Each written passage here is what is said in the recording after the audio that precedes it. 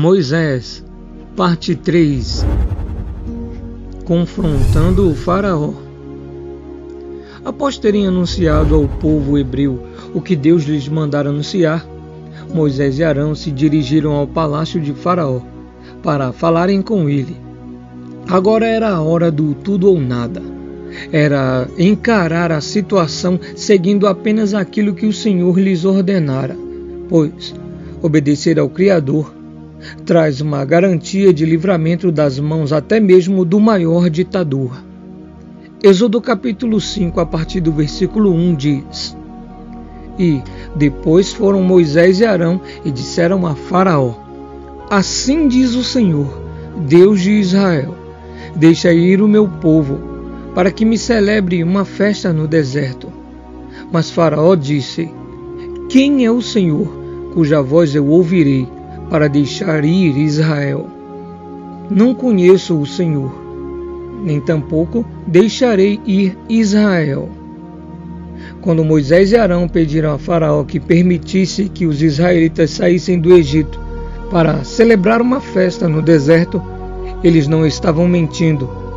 A adoração apropriada do Senhor tinha sido proibida aos israelitas no Egito, mas era mais fundamental ao seu chamado como o povo de Deus do que a libertação da escravidão. Faraó teve a oportunidade de conceder o desejo de Israel, mas a sua recusa ao pedido deixou claro que a única maneira para que Israel pudesse adorar ao Senhor como ele exigia era se deixassem definitivamente o Egito. A conversa continua no versículo 3, ainda no mesmo capítulo 5 de Êxodo. E eles disseram: O Deus dos Hebreus nos encontrou, portanto, deixa-nos agora ir caminho de 3 dias ao deserto, para que ofereçamos sacrifícios ao Senhor, e ele não venha sobre nós com pestilência ou com espada. Então lhe disse o rei do Egito: Moisés e Arão, por que fazeis cessar o povo das suas obras? Ide a vossas cargas. E disse também Faraó: Eis que o povo da terra já é muito, e vós os fazeis abandonar as suas cargas. A forma como Moisés e Arão se apresentaram a Faraó foi corajosa, pois até ali nunca alguém antes pediu uma liberação em massa como aquela dos escravos hebreus para que eles viessem a cultuar seu Deus. Porém, faltava mais. Observem que no versículo 3 ele finaliza dizendo: para que ofereçamos sacrifícios ao Senhor, e ele não venha sobre nós com pestilência ou espada.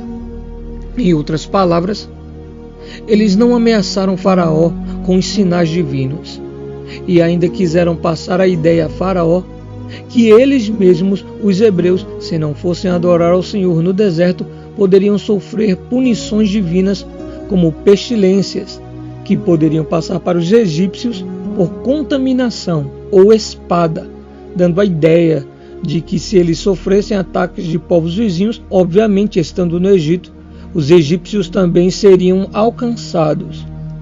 Porém, Faraó não ligou para aquelas palavras. Ele não cria e desprezava o Deus dos hebreus, pois o espírito que habitava em Faraó é o mesmo espírito que domina nesse mundo. As pessoas desprezam a Deus ou não creem nele, fazem encenações zombando de seu poder, colocando-o em posição de vergonha e humilhação, ou falam que sua palavra deve ser reescrita. Outros a queimam publicamente. Enfim, Faraó morreu, porém o espírito que o regia continua escravizando as pessoas no engano, na blasfêmia e nos pecados em geral. A legislação egípcia impedia que Faraó fizesse algum mal a Moisés, pois, ao receber os irmãos como representantes de um povo, matá-los iria trazer uma imagem negativa para ele, pois outros chefes de Estado não iriam mais confiar em fazer visitas ou participar de reuniões no Egito. Mesmo assim, fica claro o desprezo que o faraó tinha pelo povo hebreu em suas palavras, pois, ao dizer, ide a vossas cargas, equivale hoje em dia como um, vão procurar o que fazer. Faraó aflige os israelitas. Portanto, deu ordem Faraó naquele mesmo dia aos exatores do povo e aos seus oficiais, dizendo, daqui em diante, não torneis a dar palha ao povo, para fazer tijolos, como fizestes antes. Vão eles mesmos e colham palha para si. E lhes imporeis a conta dos tijolos que fizeram antes. Nada diminuireis dela, porque eles estão ociosos. Por isso clamam, dizendo, vamos, sacrifiquemos ao nosso Deus. Agrave-se o serviço sobre estes homens, para que se ocupem nele e não confiem em palavras mentirosas. Então saíram os exatores do povo e seus oficiais e falaram ao povo, dizendo, assim diz Faraó, eu não vos darei palha, ide vós mesmos e tomai vós palha onde a achardes, porque nada se diminuirá de vosso serviço. Então o povo se espalhou por toda a terra do Egito a colher restolho em lugar de palha.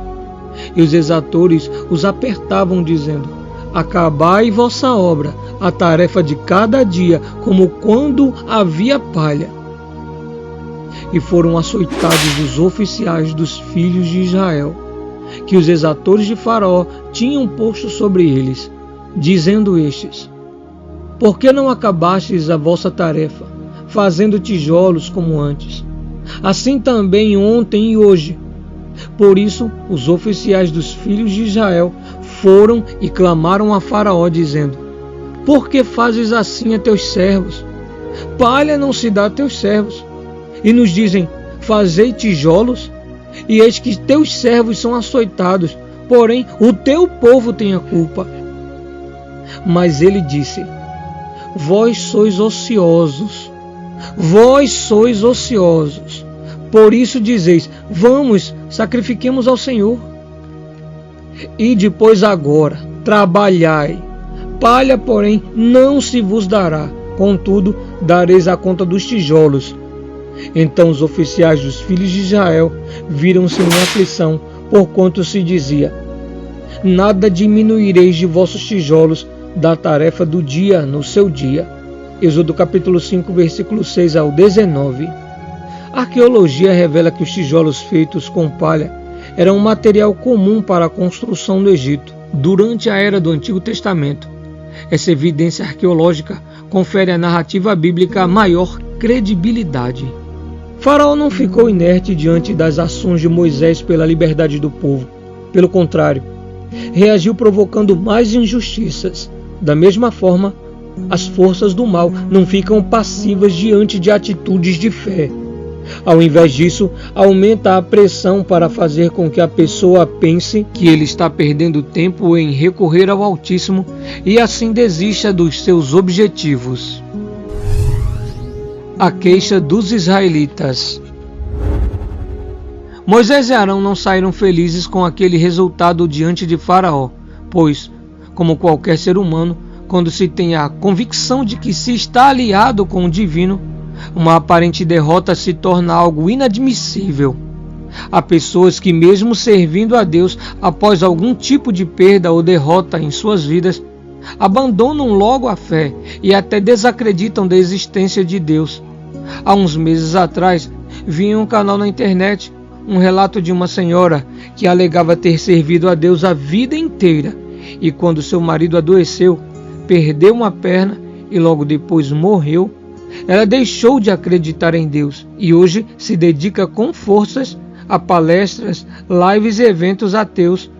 Em outras palavras, se dedica a desacreditar as pessoas de sua fé em Deus. O que ela não percebeu é que se o Senhor de fato estivesse em primeiro lugar em sua vida, ela jamais, por qualquer circunstância, o teria abandonado. As situações ruins que acontecem em nossas vidas, para com elas glorificarmos a Deus, mostrar a Ele que o amamos de verdade e que nada nos separará de seu amor. Temos que lembrar que Ele é o autor da vida. Morrer nele sempre será lucro. Viver nele sempre será viver a fé em Cristo, em seus exemplos, como no seu amor e no seu sacrifício.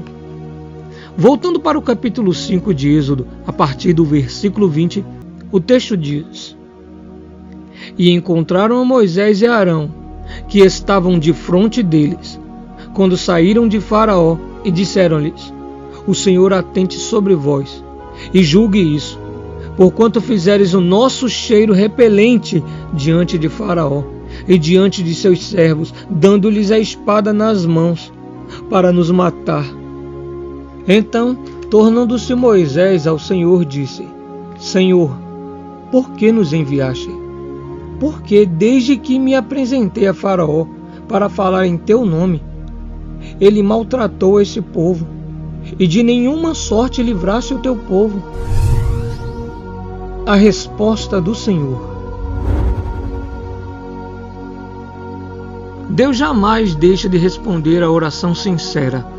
Moisés não teve medo de proferir aquelas palavras de acusação a Deus. Ele não blasfemou falando mal dele às pessoas, abandonando a missão ou algo do tipo. Ele falou o que pensava do Senhor ao Senhor, mostrando que, independente do que havia ocorrido, ele ainda cria em Deus ao ponto de orar a Ele, consultá-lo, tirar suas dúvidas sobre os planos de Deus com o próprio Deus. Êxodo capítulo 6, a partir do versículo 1 diz: Então disse o Senhor a Moisés: Agora verás o que hei de fazer a Faraó, porque por uma mão poderosa os deixarei ir. Sim, por uma mão poderosa os lançará de sua terra. Falou mais Deus a Moisés e disse: Eu sou o Senhor. E eu apareci a Abraão, a Isaque e a Jacó como Deus Todo-Poderoso, mas pelo meu nome, o Senhor, não lhes fui perfeitamente conhecido. E também estabeleci a minha aliança com eles, para dar-lhes a terra de Canaã, a terra de suas peregrinações, na qual foram peregrinos. E também tenho ouvido o gemido dos filhos de Israel, aos quais os egípcios fazem servir. E lembrei-me da minha aliança. Portanto, dizei aos filhos de Israel: Eu sou o Senhor. Eu vos tirarei debaixo das cargas dos egípcios e vos livrarei da servidão, e vos resgatarei com o braço estendido e com grandes juízos. E eu vos tomarei por meu povo e serei vosso Deus. E saberei que eu sou o Senhor vosso Deus, que vos tiro de debaixo das cargas dos egípcios. E eu vos levarei à terra, acerca da qual levantei a minha mão, jurando que a daria a Abraão, a Isaque e a Jacó, e vou-la darei por herança, eu, o Senhor. Deste modo falou Moisés aos filhos de Israel. Mas eles não ouviram a Moisés, por causa da angústia de espírito e da dura servidão. Falou mais o Senhor a Moisés, dizendo: Entra e fala a Faraó, rei do Egito, que deixe sair os filhos de Israel de sua terra. Moisés, porém, falou perante o Senhor, dizendo: Eis que os filhos de Israel não me têm ouvido. Como, pois, Faraó me ouvirá? Também eu sou incircunciso de lábios. Todavia o Senhor falou a Moisés e a Arão, e deu-lhes mandamento para os filhos de Israel e para Faraó, o rei do Egito, para que tirassem os filhos de Israel da terra do Egito. O juramento divino que acompanharia para sempre os descendentes de Abraão foi garantido quando este e o Altíssimo firmaram um pacto. Nele estavam incluídas promessas extraordinárias que se estenderiam a todas as áreas da vida. Por isso, aquela escravidão no Egito não podia continuar. O propósito de Deus para Israel continua o mesmo para os filhos dele. Se nos unirmos ao Todo-Poderoso, ninguém poderá impedir que o seu compromisso conosco se cumpra. Os hebreus não escutavam Moisés porque seus ouvidos estavam obstruídos por tamanha amargura de espírito. Nos momentos de angústia, enquanto existem aqueles que fortalecem a fé com a direção de Deus, há aqueles que perdem o ânimo com as dúvidas e reclamações porque o ignoram. Continua no próximo episódio. No próximo episódio, você verá o grande duelo dos deuses. O Deus de Israel contra todos os deuses do Egito juntos. É o início das famosas 10 pragas do Egito. Você não pode perder. Guerreiro Universal, até mais.